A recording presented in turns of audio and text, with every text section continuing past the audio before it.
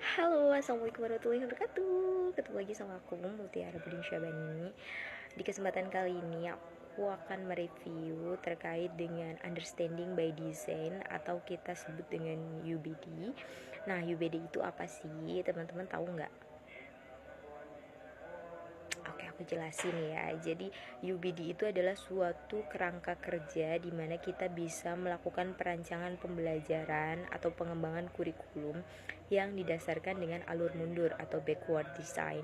Nah, kenapa disebut alur mundur? Karena alurnya itu dilakukan dengan cara menentukan tujuan dulu, menentukan bukti-bukti dan juga proses pembelajaran. Nah, ini sangat berbeda sekali dengan alur kurikulum pada biasanya.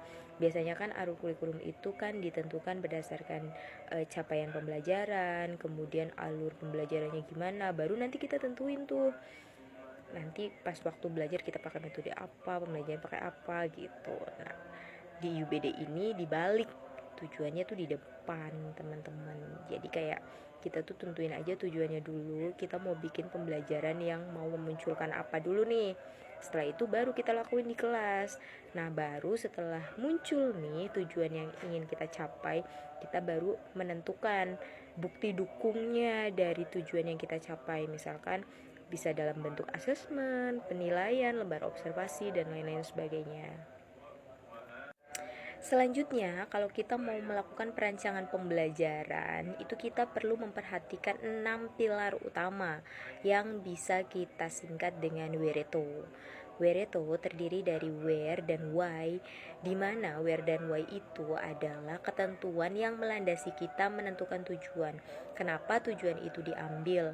Terus untuk apa? Lalu sasarannya siapa dan bagaimana? Kemudian ada hook dan hold.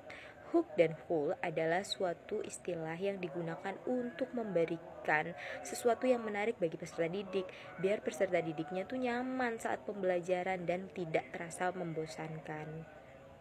Selanjutnya adalah equip. Equip itu adalah sistem pembelajaran yang didasarkan oleh pengetahuan terdahulu peserta didik. Misalkan terkait dengan lingkungan peserta didik ada apa aja, bentuk bangunan, ada struktur bangunan, atau misalkan tempat-tempat penting. Nah, itu bisa aja kita jadikan sebagai soal. Dalam matematika bisa digunakan untuk menghitung luas gedung untuk siswa-siswa di jenjang sekolah yang berada di daerah perkotaan, atau bisa juga menggunakan luas lahan persawahan, perkebunan untuk peserta didik yang ada di desa. Nah, yang selanjutnya ada rating. Rating itu adalah proses pembangunan cara berpikir peserta didik supaya kritis dalam menganalisis suatu permasalahan yang disajikan. Untuk selanjutnya itu ada evaluate. Evaluate adalah suatu proses menganalisis kinerja yang udah kita lakukan. Dari evaluasi ini kita bisa menentukan apakah sistem yang kita buat itu berhasil atau tidak. Apakah ada hal-hal yang perlu diperbaiki atau malah justru dikembangkan. Selain evaluate, kita juga diperuntukkan untuk tailor. Tailor itu adalah membangun kepercayaan peserta didik dilihat dari karakteristiknya. Peserta didik itu minatnya bagaimana, kemudian belajarnya seperti apa. Nah, itu juga perlu kita perhatikan ya teman-teman. Untuk yang terakhir kali ini sangat amat penting. Semua rancangan yang udah kita pilih perlu kita kelola dengan baik.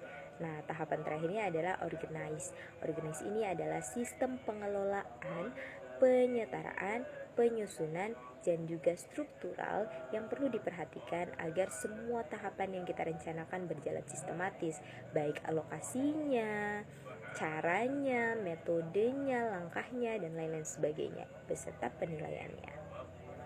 Sekian ulasan dari saya, semoga bermanfaat. Wassalamualaikum warahmatullahi wabarakatuh. Bye-bye.